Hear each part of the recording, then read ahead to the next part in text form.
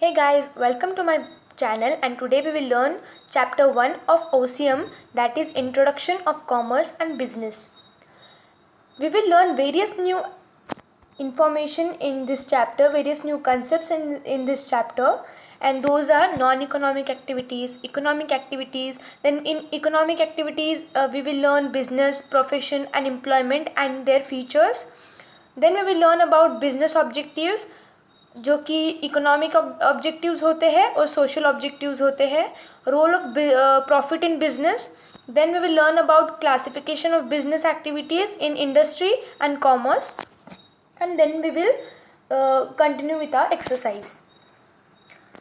सो economic activities तो ये थोड़ा बहुत सबको मालूम ही होता है कि इकोनॉमिक एक्टिविटीज़ वो एक्टिविटीज़ हम जो करते हैं जहाँ पे हमें पैसे अर्न करना मिलता है, जहाँ पे हम पैसे अर्न करते हैं, पैसे कमाते हैं, उसे इकोनॉमिक एक्टिविटीज़ बोलते हैं. और जो नॉन इकोनॉमिक एक्टिविटीज़ होते हैं वो हमारे पर्सनल, सोशल, रिलीजियस और कल्चरल जो सेंटिमेंट्स हमारे नीड्स पूरे करते हैं, सेटिस्फाई करते हैं, उसे नॉन इकोनॉमिक एक्टिविटीज़ बोलते हैं. जहाँ पे हमें पैसे रिटर्न में नहीं मिलते, जो हम पैसे कमाने के लिए एक्टिविटीज़ नहीं करते, उन्हें नॉन इकोनॉमिक बोलते हैं. अगर मैं कहूँ एक मदर है, उसके डॉटर के लिए उसने एक ड्रेस स्टिच किया तो वो इकोनॉमिक एक्टिविटीज़ नहीं बोलेंगे हम उसको. क्यों? क्योंकि जो मदर होती है उसे एक अर्निंग मोटिव के लिए वो स्टिच नहीं करती है, बट हाँ उसके पर्सनल सेटिस्फैक्शन के लिए वो स्टिच करती है अपने डॉटर के लिए. जो खुद के लिए कंज्यूम करने के लिए हम जो प्रोड्यूस करते हैं उसे इकोनॉमिक एक्टिविटीज़ नहीं बोल सकते, because it is not for earning livelihood. And when we tell the same thing, when we give our dress to stitch in tailoring shop to tailor, then वो टेलर जो है वो अर्निंग लाइवलीहुड के लिए करता है काम, जो पैसे कमाने के लिए करता है. तो वही सेम काम जो मम्मा करती थी, जो मदर करती थी, तो वो जो टेलर करेगा वो इकोनॉमिक एक्टिविटीज़ में गिना जाएगा. क्यों? क्योंकि टेलर पैसे कमाने के लिए वो काम करता है. यही मेन डिफरेंस होता है इकोनॉमिक and non-economic activity में. So we'll start from introduction. All human beings require different types of goods and services to satisfy their needs. इतने सारे लोग रहते हैं, सबकी अलग अलग नीड्स रहती है, सबकी अलग अलग ज़रूरतें रहती है, जो गुड्स अलग अलग गुड्स और सर्विसेज से पूरी होती है. So they keep themselves busy and do some activity throughout their life. तो वो अपने अपने काम में, अपने अपने बिजनेस, प्रोफेशन या कुछ भी जो काम करते हैं वो पैसे कमाने के लिए, तो वो उसमें बिजी रहते हैं. क्यों? क्योंकि अपने नीड्स पूरी हो, अपने फैमिली की नीड्स पूरी हो. All activities can be classified as economic and non economic activities. जैसे कि मैंने कहा, जितने भी हम रोज़ एक्टिविटीज़ करते हैं, जो भी करते हैं, खाना पीना, सोना, ये जो भी एक्टिविटीज़ है, लिखना, रीडिंग करना, ये जो भी एक्टिविटीज़ है वो हम बस दो तरीक़ों में बांट सकते हैं. एक तो इकोनॉमिक, एक तो नॉन इकोनॉमिक. एक तो पैसे के लिए करेंगे, एक तो ऐसे ही जो एक्टिविटीज़ करते हैं वो. So we will further read non economic activities.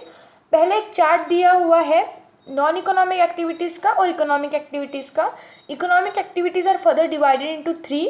Those are business, profession and employment. Business, profession और एम्प्लॉयमेंट इकोनॉमिक एक्टिविटीज़ में आते हैं. नॉन इकोनॉमिक एक्टिविटीज़ में हम पढ़ेंगे, non economic activities are those human activities which are perform to satisfy personal, social, religious, cultural and sentimental requirement without monetary expectation. Here it is important to write without monetary expectations. Without monetary expectations मतलब जहाँ पे money की expectations हम नहीं रखते हैं, जहाँ पे हमें मनी रिटर्न में नहीं मिलते हैं. तो जहाँ पे हम अपने पर्सनल, सोशल, रिलीजियस, कल्चरल और सेंटिमेंटल रिक्वायरमेंट को सेटिस्फाई करते हैं और जहाँ पे हमें पैसे का इन्वॉल्व नहीं होता, वो नॉन इकोनॉमिक एक्टिविटीज़ उसे बोलते हैं. For example reading books, serving people, cooking by mother, और बहुत सारे एग्जांपल जैसे सोना, sleeping, studying are all economic, non economic activities. Economic activities actions that involve production, distribution, consumption of goods and services at all levels within a society, which is called economic activities. And economic activities facilitate earning livelihood. Earning livelihood मतलब यहाँ पे monetary expectations होते हैं, जहाँ पे हम पैसे कमाने के लिए जो काम करते हैं, जो एक्टिविटीज़ करते हैं, उन्हें हम इकोनॉमिक बोलते हैं। और जहाँ पे प्रोडक्शन, डिस्ट्रीब्यूशन और कंजम्पशन इन्वॉल्व है। प्रोडक्शन मतलब मैन्युफैक्चरिंग, जो हम प्रोड्यूस करते हैं चीज़ों को, वो प्रोडक्शन इन्वॉल्व होता है। और डिस्ट्रीब्यूशन मतलब हम एडवर्टाइजिंग करते हैं या फिर ट्रांसपोर्ट फैसिलिटीज़ है। डिस्ट्रीब्यूशन जहाँ पे हम जो गुड्स और सर्विसेज डिस्ट्रीब्यूट करते हैं वो डिस्ट्रीब्यूशन में आता है। कंजम्पशन बोल तो हम जो कंज्यूम करते हैं तो वो कंजम्पशन में आता है। सो इकोनॉमिक एक्टिविटी में मॉनेटरी एक्सपेक्टेशंस होते हैं और वहाँ पे production, distribution and consumption involve होता है। नॉन इकोनॉमिक एक्टिविटीज़ में मॉनेटरी, विदाउट मॉनेटरी एक्सपेक्टेशंस वो एक्टिविटीज़ होते हैं और it is to satisfy our personal, social, religious, cultural and sentimental requirement. Business in economic activities, they are further divided into three, as we have read in that chart given above. So business, we will read, business represents organized efforts by an individual or group of individuals. It is a systematic attempt by business person to produce goods and services and sell them in a market to reap the reward by way of profit. Business, सभी को ये business word कहीं ना कहीं पता होगा। Business मतलब जो हम शॉप्स देखते हैं, ग्रॉसरी शॉप हो या फिर जनरल स्टोर्स हो, मॉल्स हो, ये जो भी है वो बिजनेस ही होते हैं, वो बिजनेस करते हैं। बिजनेस मतलब जिसमें प्रोडक्शन इन्वॉल्व होता है, डिस्ट्रीब्यूशन इन्वॉल्व होता है, then we can say manufacturing involve होता है and this represents organised efforts by an individual. कोई भी एक इंडिविजुअल भी बिजनेस चला सकता है अपने एफर्ट से एंड और एक ग्रुप जो इंडिविजुअल्स का है वो ग्रुप भी चला सकता है। So in a very systematic manner and it is to produce goods and services. जो गुड्स और सर्विसेज प्रोड्यूस करता है और वो मार्केट में बेचता है और उसे क्या मिलता है, रिटर्न्स में प्रॉफिट मिलता है। बिजनेस में प्रॉफिट मिलता है, प्रोफेशन में फीस मिलती है by our clients in return of expert services और जो एम्प्लॉयमेंट है वहाँ पे सैलरी या फिर वेजेस बोल सकते हैं हम। तो यहाँ पे इम्पॉर्टेंट है मॉनेटरी जो फाइनेंशियल रिटर्न्स होते हैं बिजनेस के, वो प्रॉफिट होता है और it satisfy multiple and complex needs of society. ये जो है वो अपने मल्टीपल, अभी हमने ऊपर की एक लाइन पढ़ी थी, the very first line, that human beings have very different and multiple needs. जो उनकी वॉन्ट्स होती है बहुत अलग अलग होती है और बहुत कॉम्प्लेक्स होती है। तो जो बिजनेस वाले बिजनेसमैन्स जो होते हैं वो सेटिस्फाई करते हैं सोसाइटी के needs. Production of goods actually means making of goods. ये मैंने अभी बताया कि प्रोडक्शन मतलब जो गुड्स हम बनाते हैं उसे प्रोड्यूस करना बोलते हैं production. So it may be agriculture product और finish goods produce in factories. दोनों तरीके के हो सकते हैं, जैसे एग्रीकल्चर प्रोडक्ट्स हो सकते हैं जो एग्रीकल्चर लैंड पे हम जो फार्मिंग करते हैं वो प्रोडक्ट्स हो सकते हैं जो हम प्रोड्यूस करते हैं, या तो फिर हम जो फैक्ट्रीज में मैन्युफैक्चर करते हैं वो प्रोडक्ट्स हो सकते हैं। Goods can be produced with the man power और with the help of machines. ये जो गुड्स है वो मैन पावर मतलब जो ह्यूमन पावर होता है, जो ह्यूमन रिसोर्सेज के हेल्प से बनता है, वो भी हो सकता है। But on the other hand it can be by machines, जो मशीन्स जो पावर लगाती है वो भी हो सकता है। Example, cultivating piece of land and growing food grains is an example of agriculture production. Suppose हम लेते हैं वीट का प्रोडक्शन, तो ये फूड ग्रेन हो गया। वीट का production on cultivating piece of land, ये जो है वो एग्रीकल्चर प्रोडक्शन हो गया क्योंकि वो फार्मिंग के इसमें आ रहा है। और however converting oil seeds into edible oil which is with the help of man power as well as machine power is an example of manufacturing of goods. तो ये जो हम जो ऑयल सीड्स है वो एडिबल ऑयल में जब हम कन्वर्ट करते हैं मशीन पावर से या तो फिर मैन पावर से, तो उसे हम मैन्युफैक्चरिंग ऑफ गुड्स बोलते हैं। जनरली मैन्युफैक्चरिंग ये हम इंडस्ट्री और फैक्ट्रीज़ में देखते हैं। और distribution includes marketing of goods and services. जो डिस्ट्रीब्यूशन है वो क्या क्या इंक्लूड करता है यहाँ पे बताया है।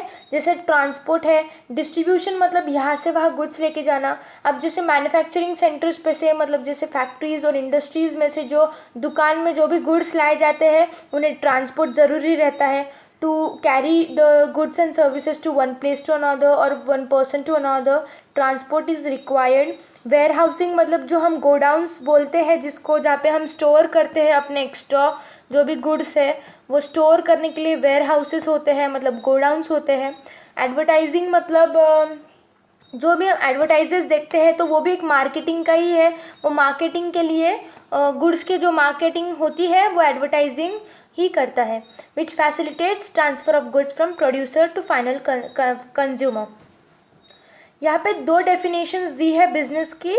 First one is business activities are all those human activities which are directed towards the production and processing of wealth.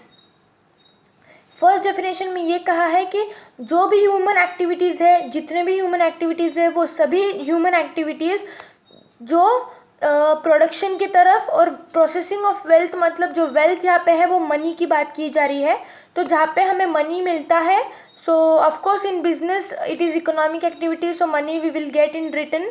सो जहाँ पे वेल्थ मिलता है, मनी मिलता है और it is directed towards the production, इसे हम बिजनेस एक्टिविटीज़ बोलेंगे। And the second definition given in your book is the organized efforts of individuals to produce and sell for a profit the goods and services that satisfy society's need। अब ये जो definition है, the second one is most similar to the upper definition which is given in your paragraph business. तो जहाँ पे हमने ऊपर अभी देखा था वो बहुत सिमिलर डेफिनेशन है कि ऑर्गेनाइज्ड एफर्ट से, इंडिविजुअल से जो प्रोड्यूस करता है गुड्स और वो सेल करता है, कहाँ पे, मार्केट में सेल करेगा, और to earn a reward by profit, जो प्रॉफिट जहाँ पे कमाते हैं, और जो गुड्स और सर्विसेज जो हमारे सोसाइटी के नीड्स सेटिस्फाई करेंगे वो बिजनेस एक्टिविटीज़ होगा। हम बिजनेस एक्टिविटी के, बिजनेस के कैरेक्टरिस्टिक या फिर फीचर्स पढ़ेंगे, उसके गुण बोलते हैं हम, तो वो पढ़ेंगे। तो first one given here is an economic activity. अब ये हम पहले से पढ़ते आ रहे हैं कि बिजनेस ये इकोनॉमिक एक्टिविटी है। तो first and the main point is it is an economic activity. So business is an economic activity as it is undertaken to earn money और लाइवलीहुड। अब ये क्यों बिजनेस एक्टिविटी है, इसका रीज़न यहाँ पे है because it is undertaken to earn money और लाइवलीहुड, क्योंकि ये मनी अर्न करने के लिए है। बिजनेस हम करते हैं मनी अर्न करने के लिए, पैसे कमाने के लिए, इसलिए इसको इकोनॉमिक एक्टिविटी बोलते हैं। It is not because of love, affection, feelings, sentiment etcetera. ये कोई फीलिंग्स है, सेंटिमेंट से, अफेक्शन से नहीं होता, बट ये बस एक अपना सिस्टमैटिक वे होता है, बस प्रॉफिट कमाने के लिए। अब इसे सेकेंड पॉइंट को ध्यान में रखने के लिए बहुत आसान तरीका है कि the point number 2 is two parties. Two parties मतलब कौन से बिजनेस में दो ऐसे पार्टीज़ हैं जो इन्वॉल्व होते हैं, ये सभी को पता है कि एक तो खरीदने वाला, एक तो बेचने वाला। बेचने वाला जो बेचता है गुड्स और ख़रीदने वाला जो हम कस्टमर्स रहते हैं वो, तो उन्हें बोलते हैं seller and the buyer. So the two parties involve in this exchange is the seller and the buyer. So will read there every business transaction involves an exchange. जितना भी बिजनेस है वहाँ पे एक्सचेंज तो होता ही है, एक खरीदने वाला चाहिए और एक लेने वाला चाहिए, देने वाला चाहिए। So minimum 2 parties are required for exchange. कितने भी हो सकते हैं but minimum 2 are required, that are seller and the buyer. Business transaction is a result of any agreement between the buyer and seller which may be oral or written. ये जो business transaction है वो किसका result है, एक agreement का, जहाँ पे बायर और सेलर इन्वॉल्व होते हैं, और जो भी ट्रांजैक्शन करते हैं वो ओरल भी हो सकता है और रिटन भी हो सकता है। Third one is profit motive. अब प्रॉफिट मोटिव में, अब ये तो मैं पहले से बोल रही हूँ कि जो भी बिजनेस एक्टिविटी करेगा वो इकोनॉमिक एक्टिविटी है। ऑफकोर्स उसे मनी ही कमाने हैं, इसलिए वो इकोनॉमिक एक्टिविटी में क्लासीफाई होता है, और उसे मनी के मतलब मनी के इसमें क्या कमाना है, प्रॉफिट कमाना है, because there monetary returns are profit. So profit motive के लिए बिजनेस किया जाता है. So the basic purpose of business is to earn the profit from its activities. Businessmen try to maximize profits either by increasing the volume of sales or reducing its cost. Businessman कैसे अपने profits बढ़ा सकता है कि अपनी जो volume of sales है, जितना अपना सेलिंग का है, जितना हम रोज़ सेल करते हैं, बेचते हैं, उसे बढ़ाकर, या तो फिर रिड्यूसिंग इट्स कॉस्ट, या तो फिर गुड्स और सर्विसेज की जो कॉस्ट है, जो प्राइस है, उसको रिड्यूस करके हम ज़्यादातर हमारे गुड्स और सर्विसेज दे पाएंगे कस्टमर को, और फिर हम अल्टीमेटली या फिर फाइनली हम वो प्रॉफिट कमाएंगे. It is the spine of business which keeps the business going on in the long term. अब ये spine of business in which business going on in the long term, ये इसलिए कहा है क्योंकि अगर हमें प्रॉफिट मिलता रहा तो हम अपना बिजनेस जो है वो एक्सपांड करते रहेंगे और बड़ा करते रहेंगे. अगर हमारे हाथ में पैसे आए ही नहीं, हम अगर लॉस में हैं, तो हमारा बिजनेस छोटा पड़ेगा या तो हमारा बिजनेस लॉस में जाएगा, ना कि हम एक्सपांड कर पाएंगे. तो प्रॉफिट हमें, इसलिए हम वो role of profit in business वो आगे का पॉइंट में हम पढ़ेंगे, क्योंकि क्या पढ़ेंगे हम उसमें कि प्रॉफिट बिजनेस के लिए क्यों ज़रूरी है. Production of goods and services. Before exchanging the goods and services, they should be produced by business enterprises. ये तो सबको पता है कि अगर गुड्स रहेंगे ही नहीं, बनेंगे ही नहीं, तो हम तक पहुँचेंगे कैसे. तो ये मैन्युफैक्चर मतलब इंडस्ट्रीज़ और फैक्ट्रीज़ में बनते हैं और हमारे तक आते हैं ट्रांसपोर्ट से और वो डिस्ट्रीब्यूशन फैसिलिटीज़ से. So goods are either manufactured or procured from the supplier with the aim of selling it further to the consumers for profit. तो जो मैन्युफैक्चरर है इंडस्ट्रीज़ और फैक्ट्रीज से ये बन के हमारा सप्लायर तक आता है और सप्लायर हमें फर्दर बेचता है. सप्लायर मतलब ये जो शॉपकीपर्स होते हैं, जैसे बिजनेसमैन जो भी होते हैं, हम जिसके भी दुकान पे जाए वो सप्लायर होते हैं. सो वो फैक्ट्री से गुड्स लेंगे and then we purchase from them. और वो क्या एम से हमको सेल करते हैं, क्योंकि उनको प्रॉफिट कमाना होता है. Exchange of goods and services. ये तो सबको पता है कि बिज़नेस में हमें एक्सचेंज करना ज़रूरी है. तो business involves transfer of goods and services directly और इनडायरेक्टली विथ मनी और मनीज वर्थ. जो बिज़नेस है वो क्या इन्वॉल्व करता है, transfer of goods and services. Goods का जो यहाँ से वहाँ लेना देना जो होता है वो डायरेक्टली या फिर इनडायरेक्टली मनी के लिए ही करा जाता है, और बिज़नेस में मनी मतलब प्रॉफिट के लिए किया जाता है. Monetary exchange is the exchange with money. यहाँ पे डेफिनेशन दी है मॉनेटरी एक्सचेंज की. मॉनेटरी एक्सचेंज वो एक्सचेंज होता है जो मनी के लिए किया जाता है. मतलब बाइंग नोटबुक फॉर कैश. अभी अपना अगर कैश हम पैसे दे के नोटबुक अगर ख़रीदते हैं तो वो मॉनेटरी एक्सचेंज हो, या फिर हम पैसे दे के वेजिटेबल्स ख़रीदते हैं, सब्जियां ख़रीदते हैं, या फिर पैसे देकर हम कुछ भी पेन पेंसिल जो भी करते हैं, तो वो मॉनेटरी एक्सचेंज होता है. Because cash is involve there, money is involve there. On the other hand, in case of barter system, goods and services are exchanged for goods, exchange for some other goods and services. Example is wheat is exchange for rice. जैसे हमने economics के first chapter में देखा था कि barter system, economics के second chapter में देखा था कि बार्टर सिस्टम, जो बार्टर एक्सचेंज होता है, तो वहाँ पे गुड्स के लिए गुड्स एक्सचेंज किए जाते थे. एंड यहाँ पे एग्जांपल दिया है कि गेहूँ के लिए जब राइस एक्सचेंज किया जाता है तो वो बार्टर एक्सचेंज बोलते हैं. सो वहाँ पे मनी इन्वॉल्व नहीं होता. बट आज की जो मॉडर्न इकोनॉमी है वहाँ पे मनी इन्वॉल्व है, because it has a legal tender. We have learned in economics chapter 2. If goods are produced for own consumption, that is teaching a dress for a daughter, it cannot be called as a business activity. जैसे कि मैंने starting में कहा कि अगर daughter के लिए mother कभी ड्रेस स्टिच करती है तो वो बिज़नेस एक्टिविटी नहीं बोलेंगे हम उसको. और वही सेम चीज़ अगर टेलरिंग शॉप से हम टेलर से स्टिच करवा के ले और उसके बदले हम चार्जेस दे, मतलब मनी दे, तो वो बिज़नेस एक्टिविटी हो जाएगी. किसके लिए? हमारे लिए भी और टेलर के लिए भी. और मम्मी हमारी जो मदर होती है वो अगर हमारे लिए कुछ ड्रेस स्टिच करती है, so it is not a business activity, because she doesn't want any money from us. Similarly, if goods are donated or given as a gift, then it cannot be considered as business activity. वैसे ही जैसे हमने खुद के personal satisfaction के लिए अगर हम कुछ करते हैं तो बिजनेस एक्टिविटी नहीं बोलते हैं.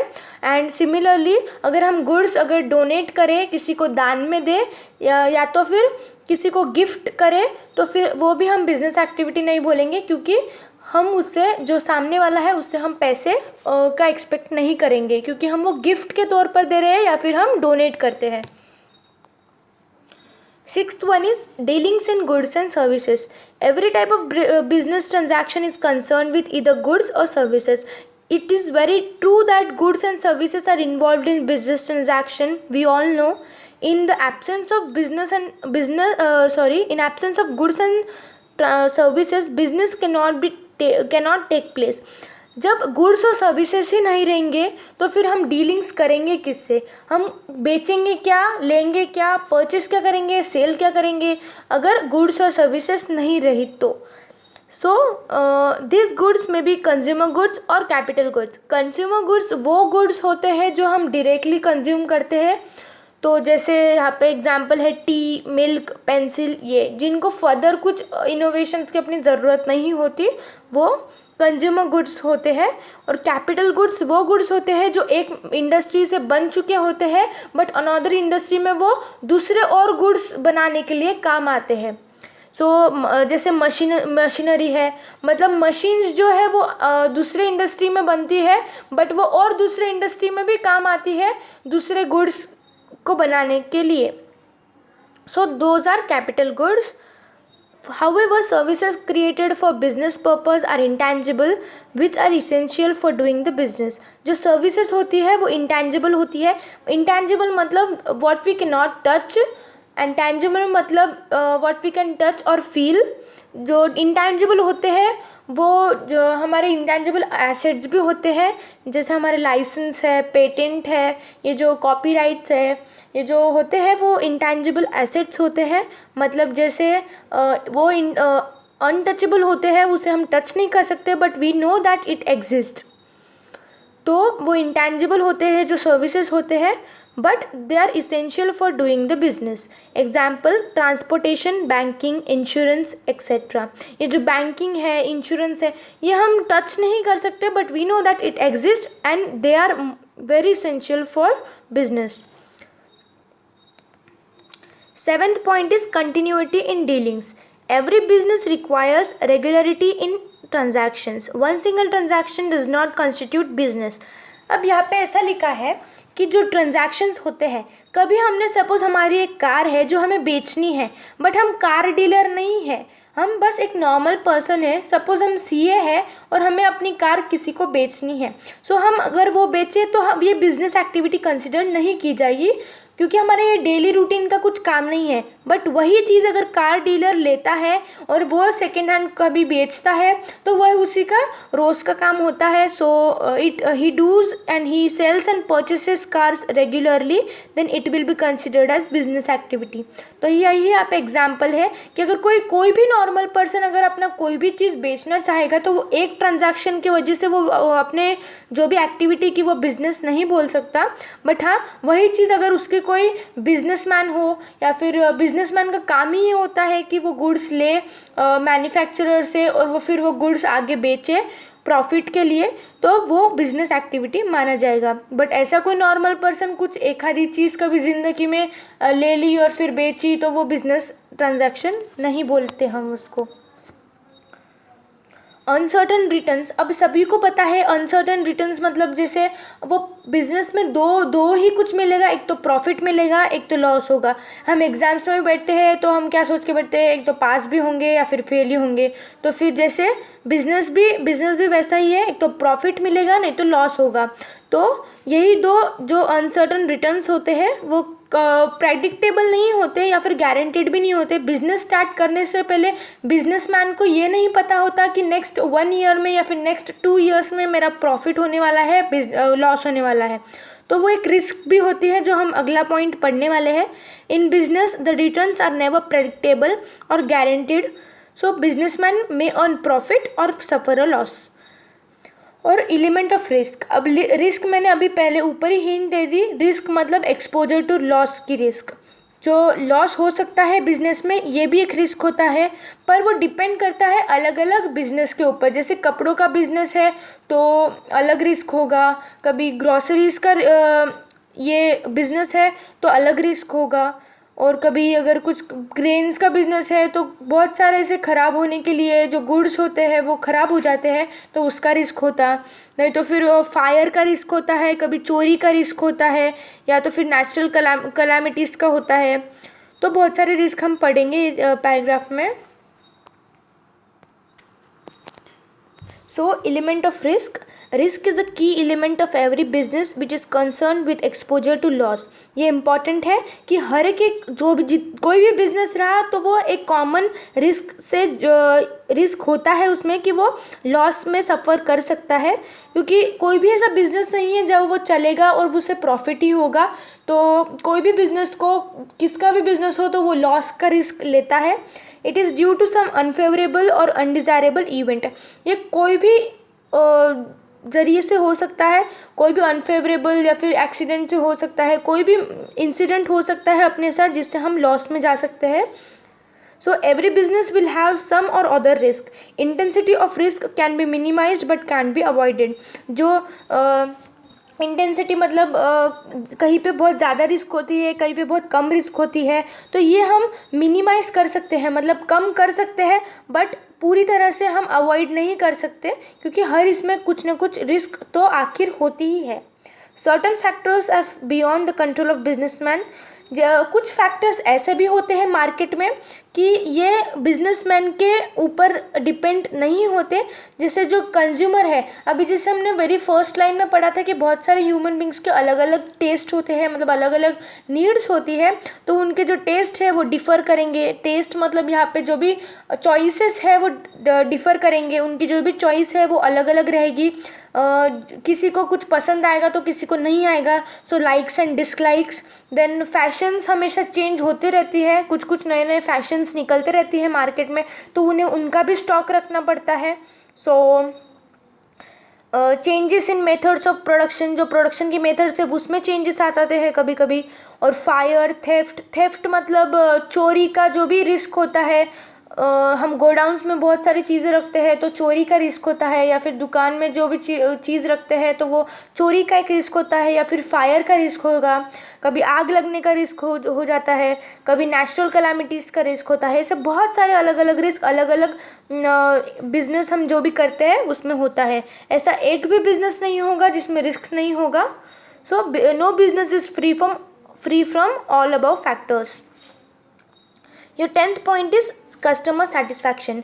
अब जो भी बिजनेसमैन है उसका एक अल्टीमेट और बहुत इम्पॉर्टेंट एम जो होता है, वो फाइनल जो एम होता है उसका, वो कस्टमर सेटिस्फैक्शन ही होता है। वो अपने जो भी कस्टमर्स है उनकी नीड्स वो पूरी कर सके और उनको सेटिस्फाई कर सके, यही उसका एक एम होता है।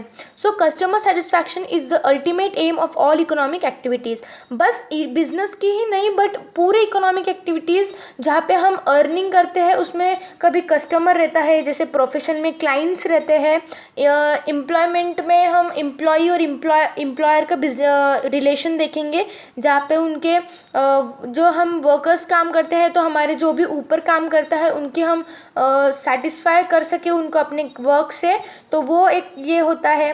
सो हम कभी भी किसी न किसी को सेटिस्फाई करने में लग जाते हैं, क्योंकि हमें उनसे मनी चाहिए अपना लाइवलीहुड या फिर अपने नीड्स पूरी करने के लिए। So customer satisfaction is the ultimate aim of all economic activities and business is not exception to it. Modern business believes in satisfying the customers by providing quality products and services at the reasonable price. अब जो modern, जो आज की जो business है, वो businessman क्या सोचते हैं कि अगर कस्टमर्स को हमने जो प्रोडक्ट्स है वो क्वालिटी प्रोडक्ट्स प्रोवाइड किए, जो क्वालिटी के हैं प्रोडक्ट्स वो अगर प्रोवाइड किए तो अपने कस्टमर्स बढ़ेंगे, वो बार बार हमारे ही दुकान पे आएंगे, वो अपने रेगुलर कस्टमर बन जाएंगे और अल्टीमेटली इनको प्रॉफिट मिलेगा बिजनेसमैन को। और जो सर्विसेज है वो हम रिजनेबल प्राइस प्राइस में देंगे, एकदम भाव टू भाव जो हम बोलते हैं वो रेट्स लगाएंगे, तो शायद वो कहीं ना कहीं वो अपना प्रॉफिट कमाने का सोचेंगे, बट हाँ अपने कस्टमर को भी हम दुखी नहीं कर सकते, हम कस्टमर्स को भी नाराज़ नहीं कर सकते। तो वो अपने क्वालिटी प्रोडक्ट्स देंगे, वो अपना बेस्ट देंगे। क्यों? क्योंकि उनको प्रॉफिट्स कमाने हैं, और शायद उनको लगता है कि कस्टमर्स हमारे ज़्यादा हो, and therefore it is written that customers by providing quality products and services at reasonable price. The purpose of the business is to create and retain the customers. जो business का purpose है वो customers को create करना, मतलब ज़्यादा से ज़्यादा कस्टमर्स अपने पास अट्रैक्ट करना, इसका होता है। और दूसरा रिटेन द कस्टमर्स।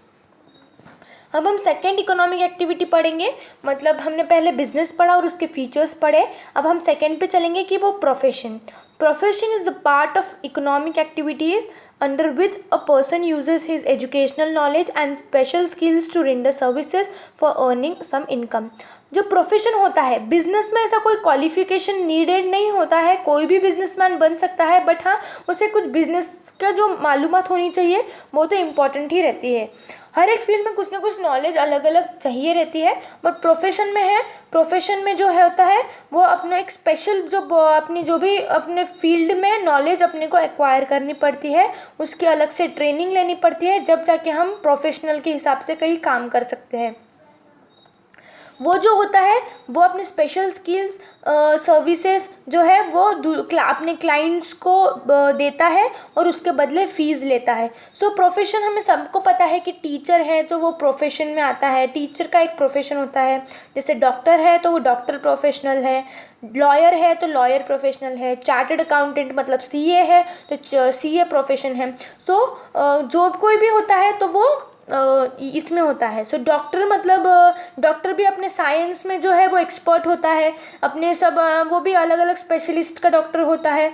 सो वो अपने अपने अलग अलग फील्ड्स में भी स्पेशल ट्रेनिंग्स लेते हैं, तो वो जब जाके डॉक्टर बनते हैं। सो कोई भी एरा गैरा कोई भी नमूना डॉक्टर नहीं बन सकता और कोई भी ऐसा लॉयर नहीं बन सकता, उन्हें पर्टिकुलर फील्ड में उसकी नॉलेज होनी चाहिए।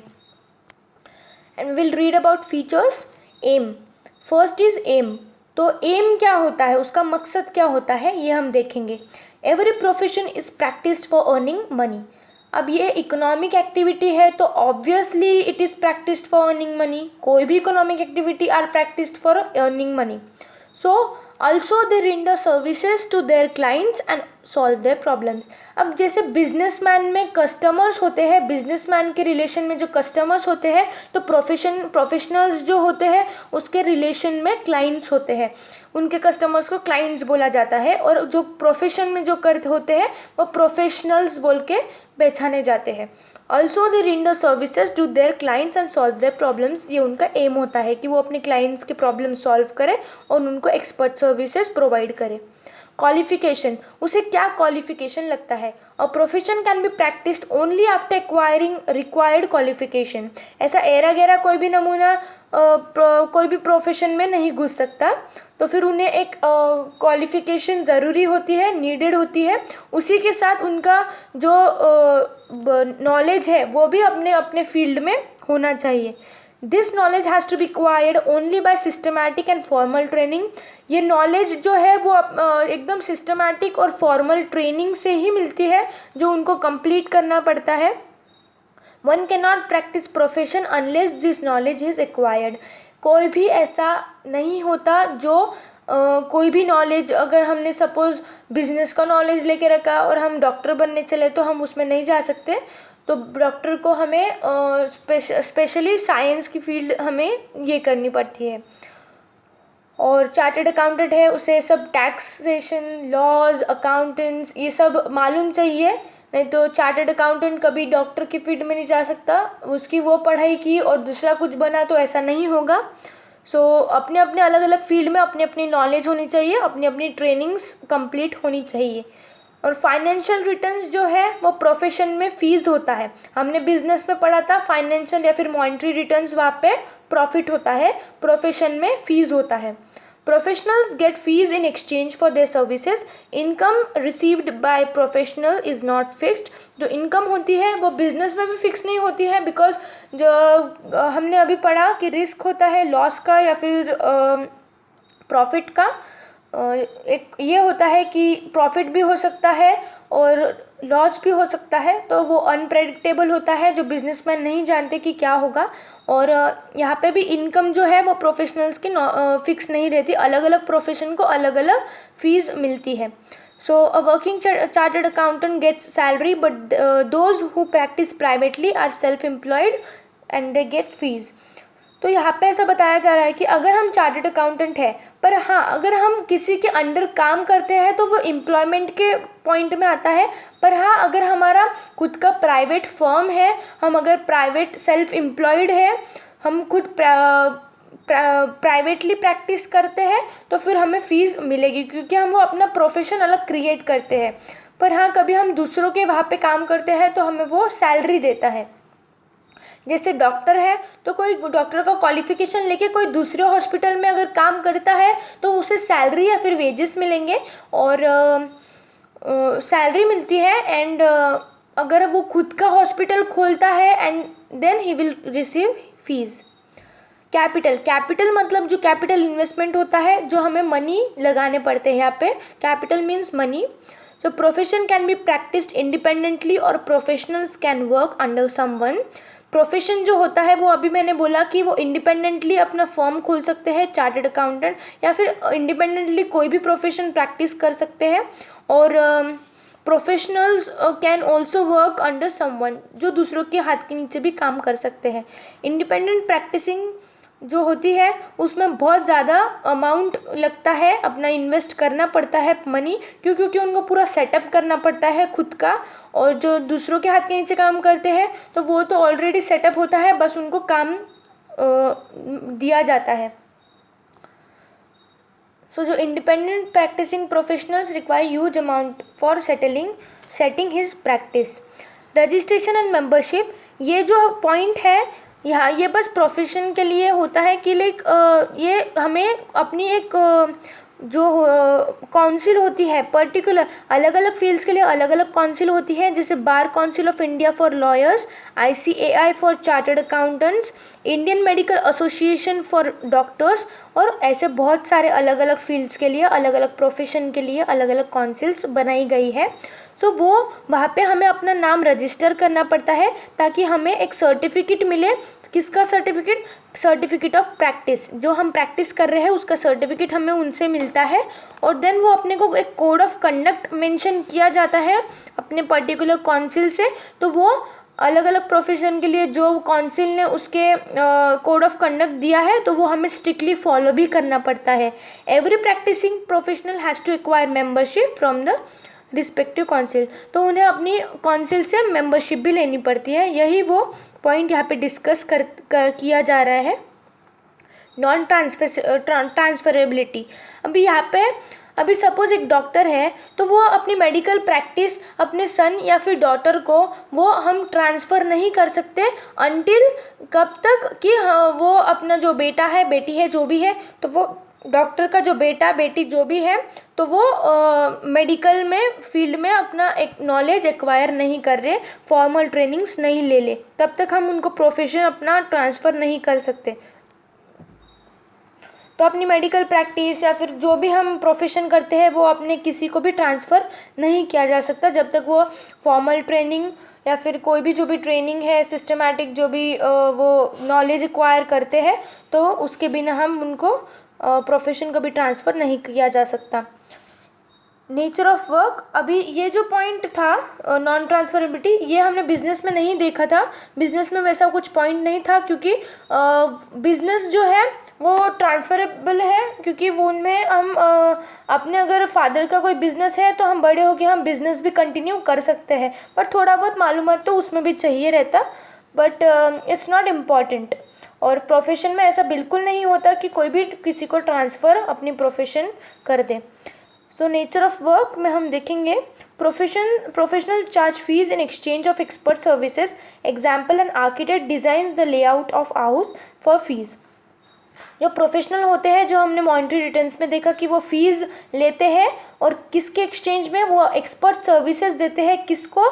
क्लाइंट्स को, अपने क्लाइंट्स को वो एक्सपर्ट सर्विसेज देते हैं और उसके बदले फ़ीस लेते हैं।